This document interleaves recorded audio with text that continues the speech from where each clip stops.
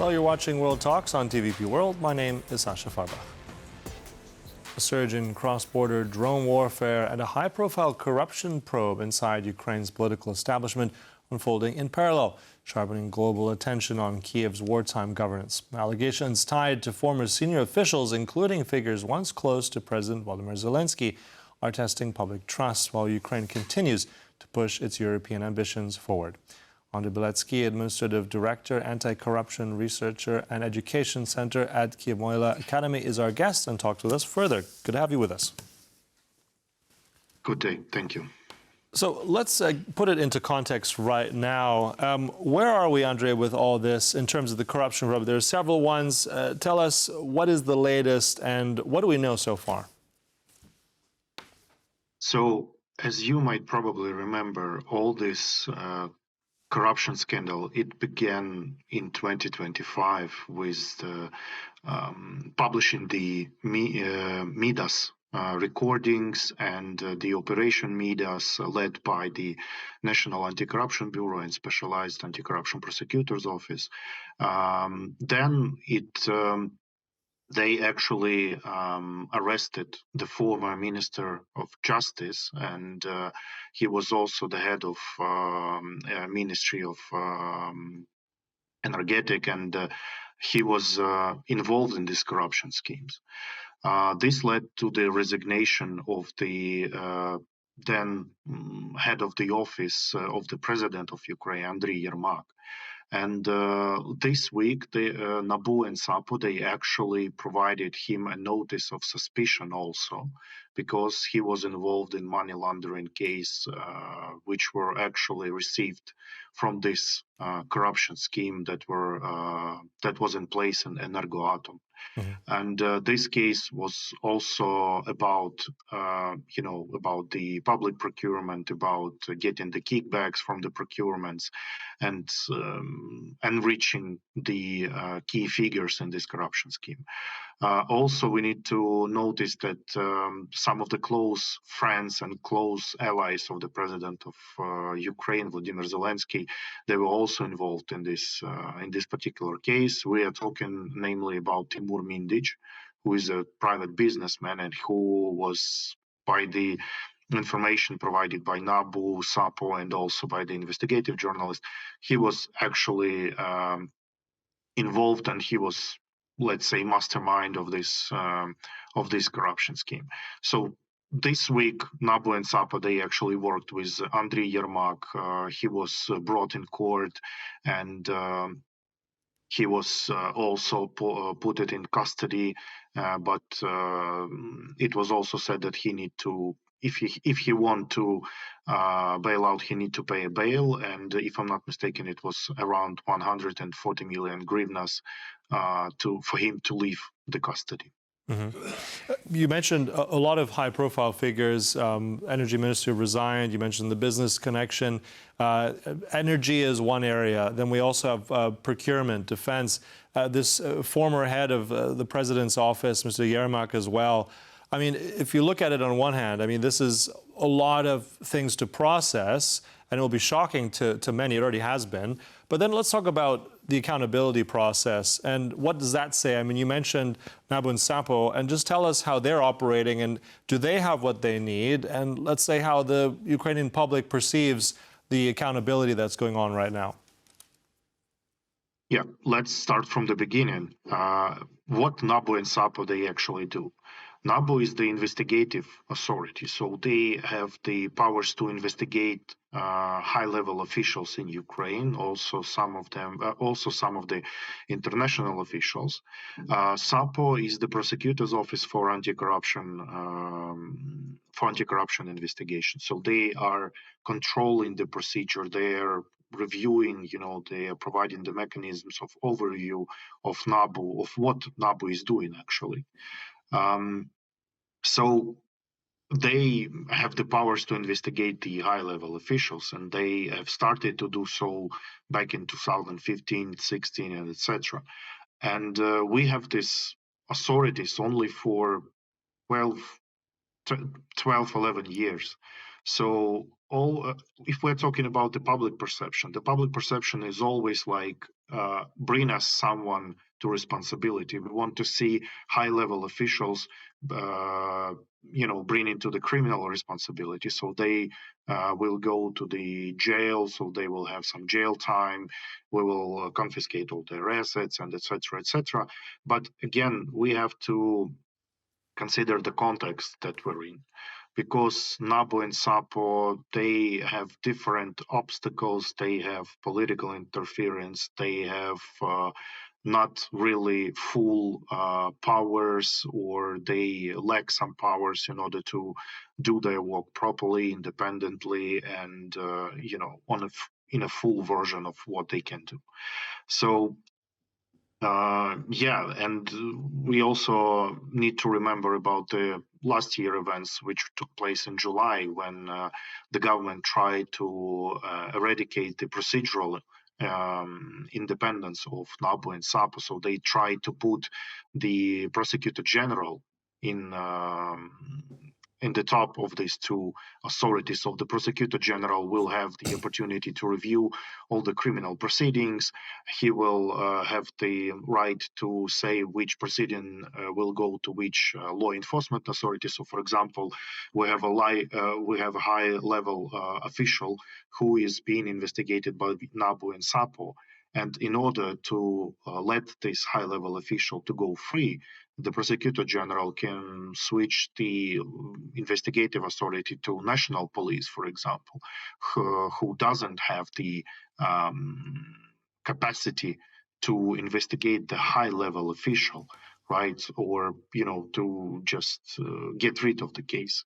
So it is really important to support the independence and full capabilities of NABU and SAPO, which public also understands.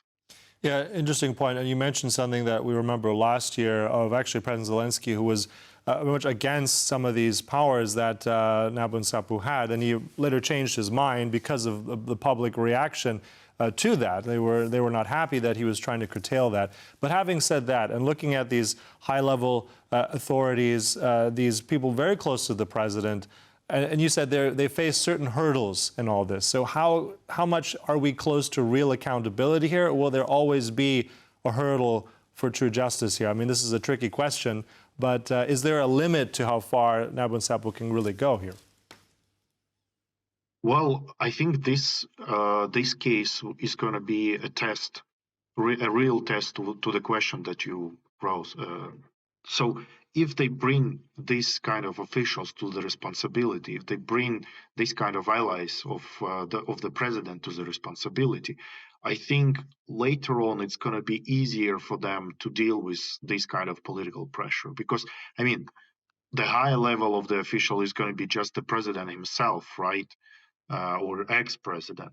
So if they are not really successful with this case, it's also be a marker for other high-level officials that, okay, you see, these guys, they were higher on the hierarchy, right? They were higher than us in the positions. They were closer to the president, and NABU and SAPO still hasn't reached them, right?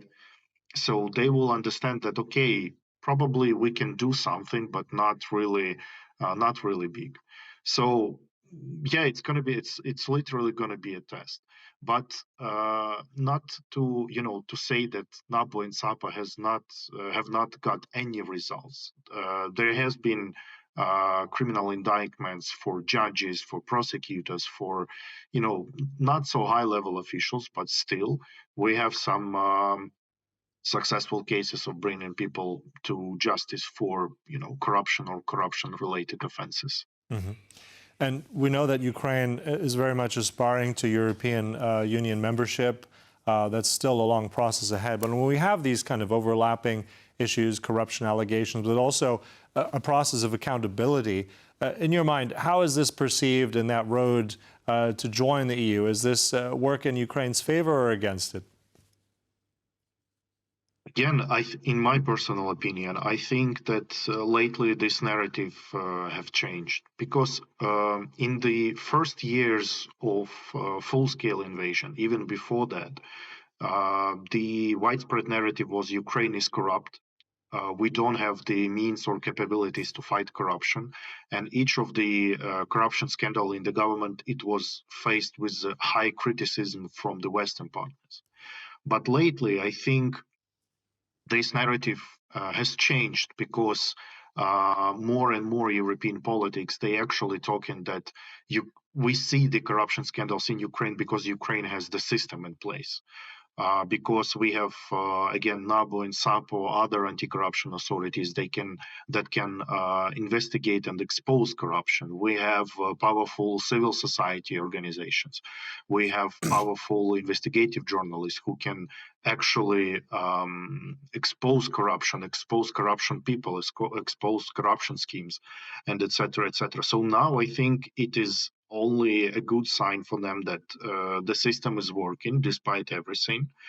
Of course, European Union is closely looking at what Ukraine is doing with the European integration road, because we have the rule of law roadmap for Ukraine in order to become a member of the European Union. We have the benchmarks in different sectors, including anti-corruption sector.